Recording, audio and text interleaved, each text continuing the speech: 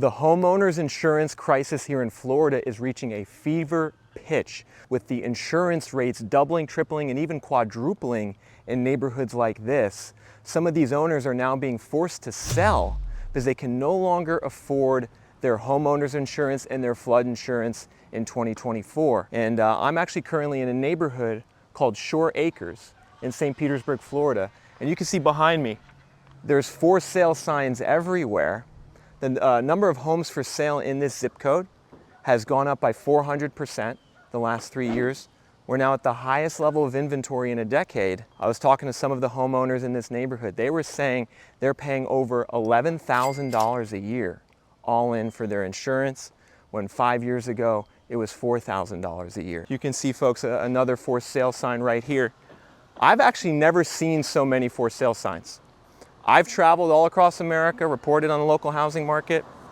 This is the most for sale signs I have actually ever seen in a neighborhood. You can see another one right here. And just on this street, everyone, there's five homes for sale on this street, on this block. And the problem here for Florida is that not only is it a cost of living issue, it's one that's likely to be exacerbated by what's going on with the climate right now.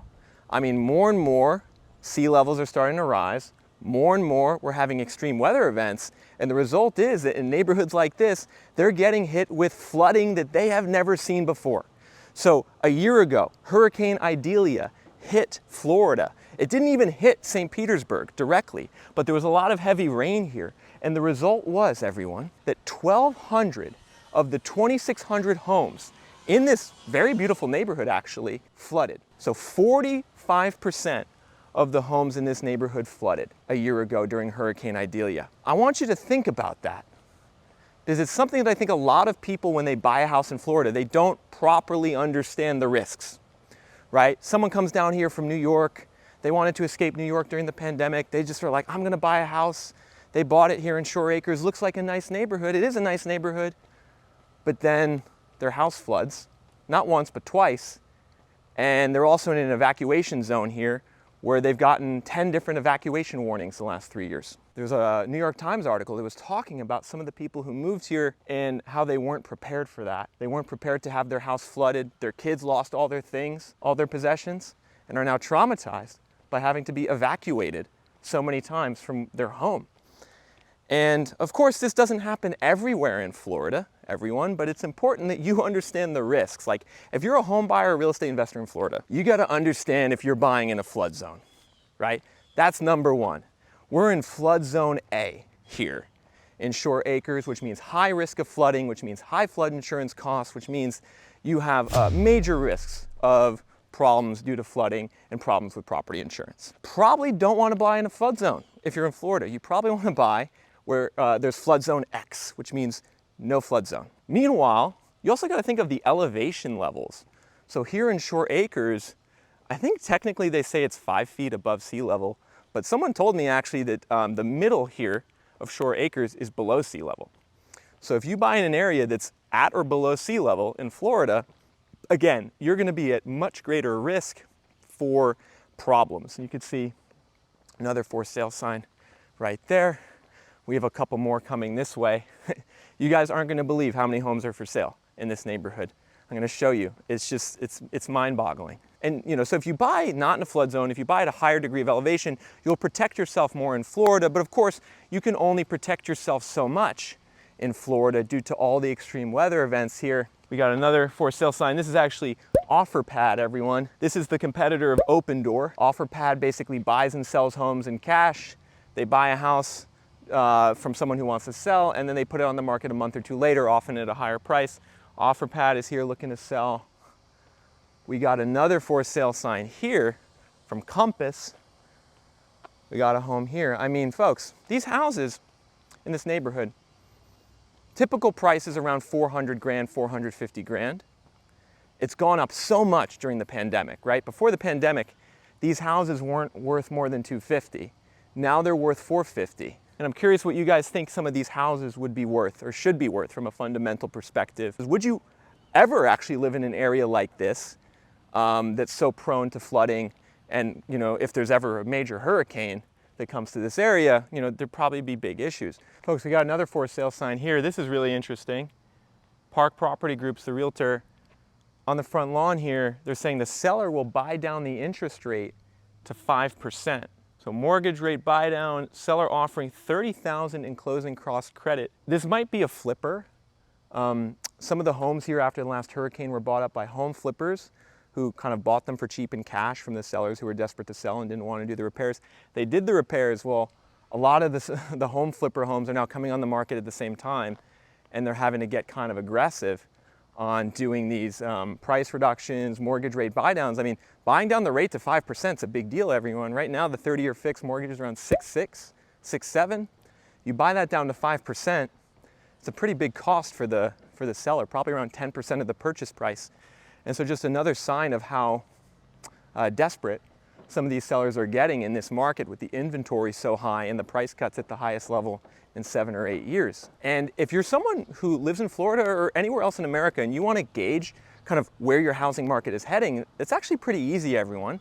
You can go on Reventure app at www.reventure.app and immediately just check the inventory trends in your zip code, in county, and metro. That's going to give you a huge sense of like where the market's heading, because if the inventory is spiking like it is here, not just in this zip code, but in Tampa and St. Petersburg in general, we have skyrocketing inventory, a doubling in inventory year over year. That's a signal of a market downturn, right? And a signal that prices are likely to drop more in the future. Conversely, if you're in somewhere like Illinois or New Jersey and you check the inventory and it's still at rock bottom levels, well, there's still probably going to be bidding wars and prices are still probably going to go up. And later in this video, I'm going to actually reveal to you some of the markets right now that I have tabbed as the biggest crash markets in 2024. So stick for that, because we're in a very bifurcated housing market right now, everyone. Like, certain areas are definitely going down. Florida, Texas, Tennessee, Colorado, Utah. These areas are going down for sure. Other markets aren't though. Illinois, New Jersey, Connecticut, much of the Northeast is still super competitive, still super hot. And then even at a neighborhood level, everyone, we could open up the neighborhood level here in St. Petersburg and Tampa and see that there's big differences in the trends in inventory and prices. Now you can see amazingly, everyone, we actually have a home builder here in this neighborhood building 2 new homes. These are probably going to be luxury homes. You can see the sign right there. Let me get out of the street so I don't get hit by a car. You can see here, this is what they're building. Looks pretty nice. They have a Ferrari in the front driveway. I'm guessing they're going to try to get a couple million. Looks like what they're starting to do now in some of these houses is like the ground level, they're going to have just be like a garage because it's the ground level that floods.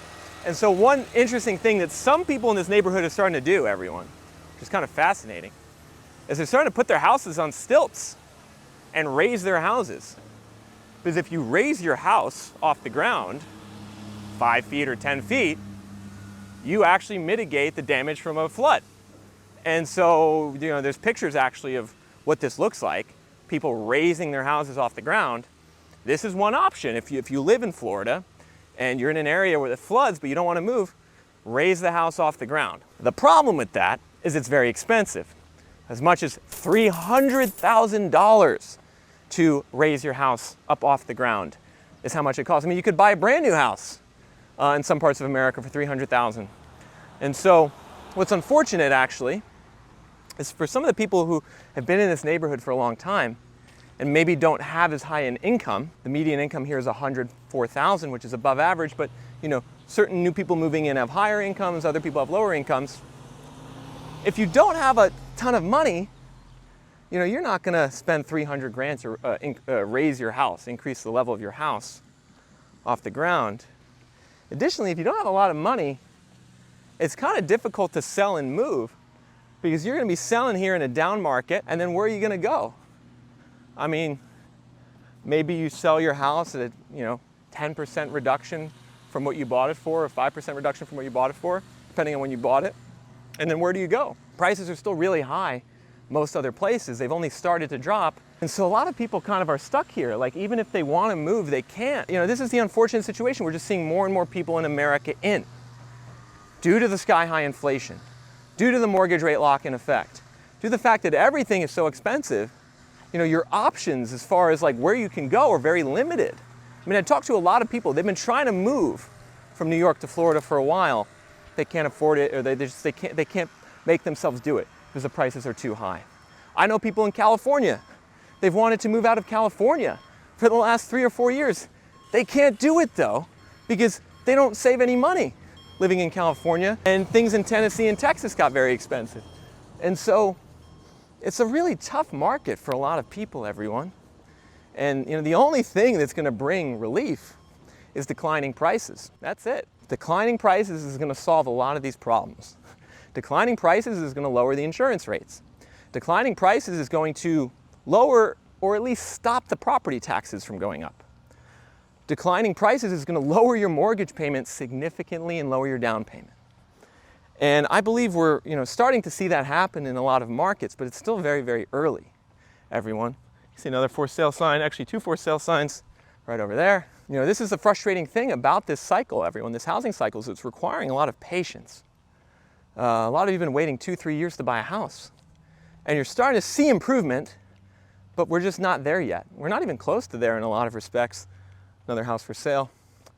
If you look at inflation-adjusted home prices in America right now, boy, they are at the highest level of all time. You look in this neighborhood, there's 245 homes for sale. 4 years ago, there was 40 homes for sale. But the prices really haven't gone down that much. So we're gonna have to see more sellers really get with reality before the buyers come back into the market. Put it down, I was going to put a trailer in there. What was that? I was trying to get that trailer. Oh, you a little advertising? I'll give that to you. What is it? What is it? Trinity Lawn Care. All right, some free advertising. Trinity Lawn Care if you're in St. Petersburgh. I bear no liability though, if they don't do a good job. But really, the most important thing you can do as a buyer and investor right now is track the data in your market, in your zip code. Number one, what does inventory look like? How's it trending compared to the long-term norms? Number two, what's the price cut rate compared to the long-term norms? Those 2 data points are going to tell you the direction of your market. And then if you look and see how overvalued your market is, it's going to tell you the potential downside in a crash scenario. The markets I have right now as the ones facing the biggest downturn over the next year would be Tampa, St. Pete. Probably top of the list right now would be Tampa, St. Pete, given the trends in inventory and price cuts.